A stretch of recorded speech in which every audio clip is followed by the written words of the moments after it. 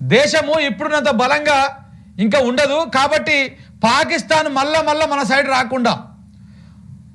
రాకుండా ఈ పాకిస్తాను మళ్ళా మన సైడ్ రాకుండా దీన్ని ఫినిష్ చేయాల్సినటువంటి అవసరం ఉన్నది. ఫినిష్ మీన్స్ ప్రజలు కాదు, వాళ్ళు ఏదైతే ఆ ఉగ్రవాదులని లేకపోతే కొన్ని అమెరికా సరఫరా చేసేటువంటి కొన్ని ఆయుధాలని వీటిని చూసుకొని ఏ రకంగా అయితే విర్రవీగుతా ఉన్నదో, తిండికి టికానా లేకపోయినా కానీ అక్కడ కనీసం పాకిస్తాన్ పౌరులకు సరైన సదుపాయాలు కల్పించని స్థితిలో పాకిస్తాన్ ఉన్నది. అక్కడ మొత్తం ఇప్పుడు ఒక ఆర్థిక సంక్షోభం కూడా ఉన్నది. ఈ నేపథ్యంలో ఇప్పుడు భారత్తోని కయ్యానికి కాలు దూవడం అవసరమా? మనం చేసింది ఏంది? ఉగ్రవాద స్థావరాలని ఏర్పడేసినాం. అంటే ఉగ్రవాద స్థావరాలను ఏర్పడేస్తే పాకిస్తాన్కి ఏం నొప్పి అవుతున్నది?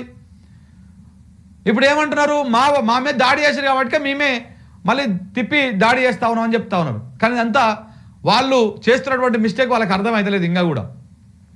సో ఇప్పుడు కనుక భారత్ ఇప్పుడు కరెక్ట్ ఇదే టైం, బలమైనటువంటి దేశంగా ఉన్నది. ఇప్పుడే పాకిస్తాన్కి బుద్ధి చెప్పాల్సినటువంటి అవసరం ఉన్నది. అది మరొక్కసారి భారతదేశం పేరు వలకాలంటే, ఇటువైపు తిరిగి చూడాలంటే గజ వణికేటట్టు చేయాల్సినటువంటి అవసరము ఆ సమయం ఆసన్నమైంది.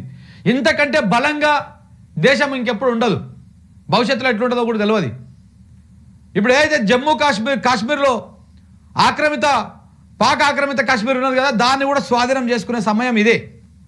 స్వాధీనం చేసుకోవాలి, ఇంకా దానికి బుద్ధి చెప్పి స్వాధీనం చేసుకోవాల్సినటువంటి అవసరం కూడా ఉన్నది.